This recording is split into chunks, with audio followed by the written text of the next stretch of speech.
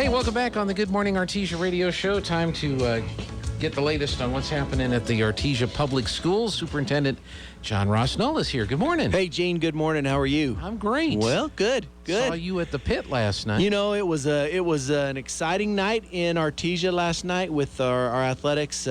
Volleyball went down to the wire in 5 games, but really battled hard to battle back and get to that 5th game. And then out at the soccer complex, I tell you what, Gene, I learned something last night. Okay. At the soccer complex, so had a great game with Carlsbad, and we ended up winning 3-2. But I learned that when you're standing along the fence and your team is winning, and it's during the stoppage time, I think that's the right term, and the soccer ball comes bouncing towards you and bounces over the fence and is going to go over your head, you don't reach up and get it and throw it back in the field. Oh. You let it go. Okay. To waste time. To waste time. Yes, I received a call after the game teaching me that to not be so helpful. But I am very glad that it turned out the way that it did. I would have hated to be a contributing factor to Carlsbad scoring at the end. So it may have been bounced out of bounds on purpose. Well, is what you're saying. It could have been. So anyway, no, really proud of the kids and our coaches and competing hard, and good crowd and just really a neat atmosphere at both places. It was. I did the same thing you did after the soccer game. I went over to the volleyball gym and I got my popcorn, and I'm sitting down on the end in the corner, and a shot comes bouncing off the floor, comes up the walkway, bounces off the garbage can, and misses my head by about an inch. It went right over my head. Well, you didn't spill your popcorn, did you? No, Oh, but good. it was close. Yeah, good. So it was pretty crazy. Well, where do you want to begin? I know I just say today we have some really important events that are taking place today. We have a guest speaker in from Texas named Dottie Laster, and Dottie is an expert and has spent her career in the field working on human trafficking cases, and she was identified as a good resource for us by Mr. Phipps, and then also by Police Chief Roberts. Mr. Phipps participated in a workshop back in the summer regarding human trafficking, and it really made an impression on him, the concern, even right here in our own area. And then Chief Roberts had heard Dottie speak somewhere else. I'm not sure where else, but anyway, together got us in touch, and so we're hosting Dottie today. And a few things taking place with that. At 10:30 this morning, she's meeting with our what we call our clinical supervision team, our counselors and our social workers.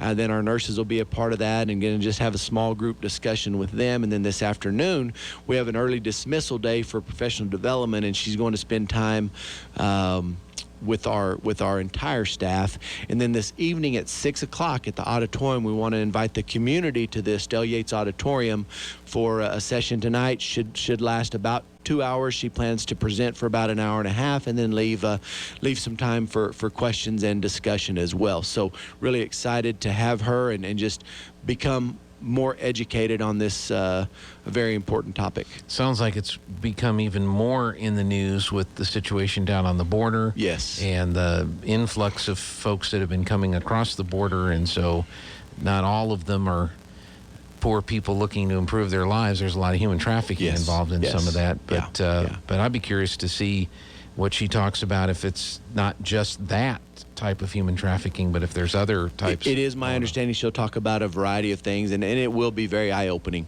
for people. So I hope we have good participation. Okay, so the public can come out 6 o'clock. 6 o'clock tonight at the auditorium. Yes, sir. Okay, very good. Yes, sir. Very good. So, no, I want to make sure we got that out. Yes, there, absolutely. School board met on Monday. We did. And, we did. Share some highlights with us. We had a good meeting on Monday and had some really good discussion regarding the development at the state level of social studies standards, which has been certainly a topic of conversation and on our radar and on the radar of our community and statewide. Just really wanting to be proactive and participate in that process as we should. And so a good deal of the discussion has been on concern with critical race theory and whether or not that is being incorporated into the new standards. And so we have just really spent a lot of time looking through those standards. They've gone from 26 pages for the current social studies standards to 129 oh my goodness. pages for the new standards. And so we've just spent a lot of time with those, really trying to do our research and look into that. And, and Gene, we, as a board and as a leader of this district, I've come to the conclusion that there are some of the standards that are concerning in regard to lending themselves to the teaching of critical race theory. And I know that that's a very difficult topic to talk about and to try to address appropriately. But my conclusion is based, one, on the fact that critical race theory was not intended to be taught in K-12 education. It was intended more for higher education, to discussion and review in certain courses at higher education, and not K-12 education. And so I just see some potential there for division and controversy that doesn't need to be there. And so we are, and I want to also make sure that we're not talking about not celebrating and respecting and lending time to all the different cultures in New Mexico and across our nation. And we're not talking about not taking an honest look at historical events either. Those things are very important, and they'll continue to be very important.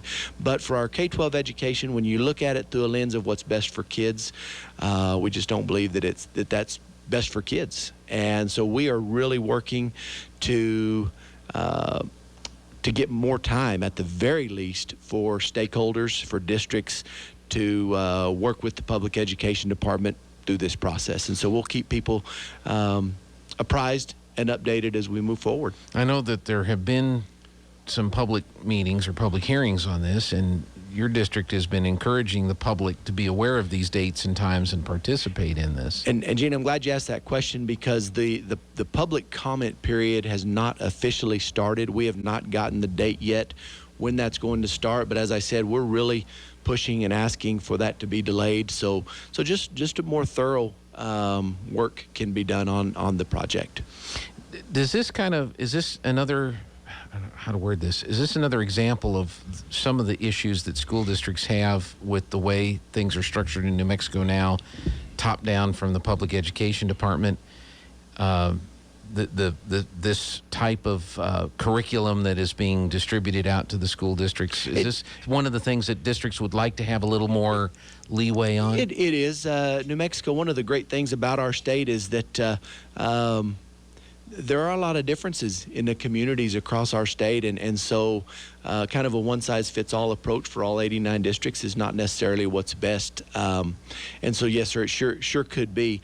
The state, at the state level, they do have the authority to, or it is their role currently to develop the standards, not in any subject area, but to develop those standards. Now, as part of that, there's got to be this rulemaking process where the public has the opportunity to provide comment, written comment for a period of time, and then a designated day for in-person or Zoom comment. Mm-hmm. So that is their role, and that is that process. However, districts have the authority to design curriculum, to design pacing guides, to select textbooks and other resources, and then also to prioritize and to determine which of those standards to focus on. Okay.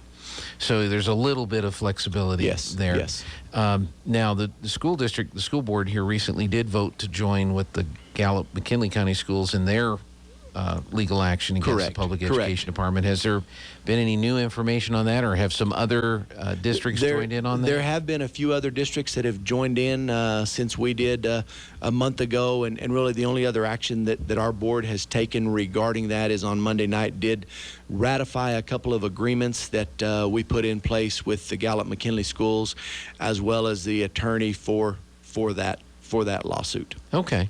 So because at the time that our board was looking at it, there were like 18 districts. And it's at 22, 22, I believe, okay. right now. Okay, Yes, well, that's yes. And I've had a couple of other districts call me to set up a time to visit and just talk through that, the others that are considering it. Yeah.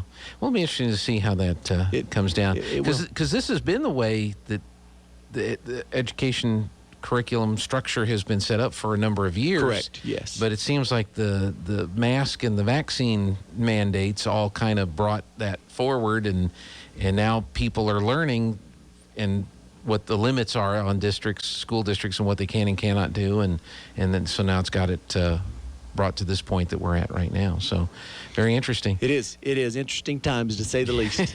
But, good. Anything else from the school board just meeting? shift gears a little bit, just because I know we're running almost to the end of time, but just want to point out to parents that our schools are gearing up with their before school programs, after-school tutoring. We have our after-school fine arts program starting up for our elementary kids, and so be watching for information on that. So it's just really good to be able to offer these types of things for kids again. No, that's good. That's another sign that we're kind of getting closer and closer to being back to normal. Well, it's good. What do you get any interesting questions? I know, being the superintendent, and you're out and about, you go to the different events and schools and stuff like that, and what are some of the more interesting questions that you get asked as a superintendent? Oh my goodness, I don't know about interesting questions. Gene, you've put me on the spot. No, I didn't mean. I don't mean. Wasn't trying to put you on the spot. I just, because I know people probably ask you about these other topics that we've been talking about. Right. I didn't know if there was just anything else that people come up to you and say, Superintendent, what do you know about this? I really can't put my finger on one right now, but I do try to stay visible in our community. I know. And I see you everywhere. Yeah. I try to be at different things, and so I certainly get approached about things, and I guess, to be honest with you right now, and this is, it's not a question or anything like that, but oftentimes right now, quite honestly, just people coming up and say, whether they agree or disagree with anything that's going on, but they often say, hey, we're praying for you guys. That's great. And so that happens very frequently, and so that is very much appreciated. That's good. I had a conversation the other day with someone who was commenting on all the RV parks are full of parents who have moved out of New Mexico so they can homeschool their kids or whatever.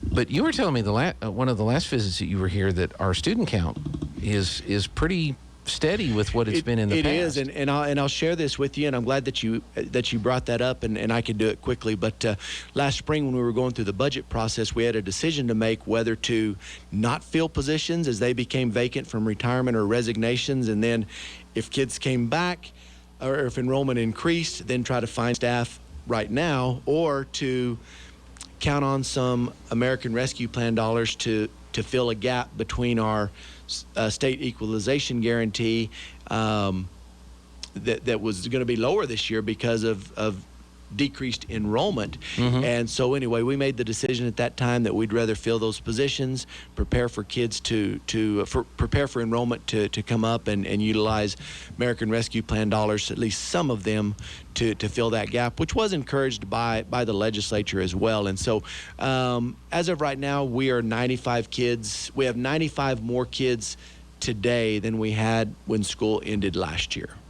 And so we're very pleased to see that trend. Now, last year was a COVID year. Right. Have you looked back to like the pre-COVID school year? How you compare to one of those years? We're pretty close. Pretty close? Yes.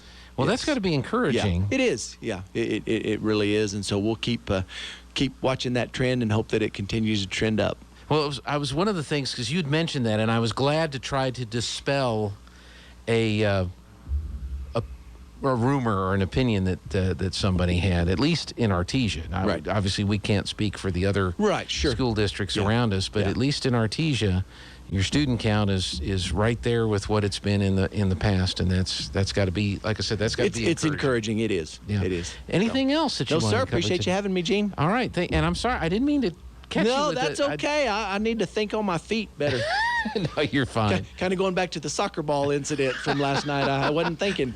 Well, we were wondering because there were some excited fans, and we were up in the press box, and we heard a fan. Yes. And then the head official blew his whistle and went going over to the other side, pointing like leave. Yeah. And so we were like, well, I wonder who's here from, who's here in a position of authority, and they said, well, there's Mr. Null right there. Yeah. I would like to point out that the fan was wearing blue. The fan was not wearing orange. I'm glad you clarified that. Yeah, thank you. So, you just went to a soccer game and had to get involved in a... Yeah, I thought I was just going to get some fresh air and enjoy a little ball game. But that was okay. a pretty good game, though, wasn't it? It was a fantastic game. I was really proud of our kids. It was good. Yeah, and Artesia won that one 3-2. 3-2. So, Yeah. and the cannon got to go off a couple did. times. Yeah, So yeah, that was a yeah. good thing. Yeah. All right, thank you Thanks, very Gene. much. Appreciate it.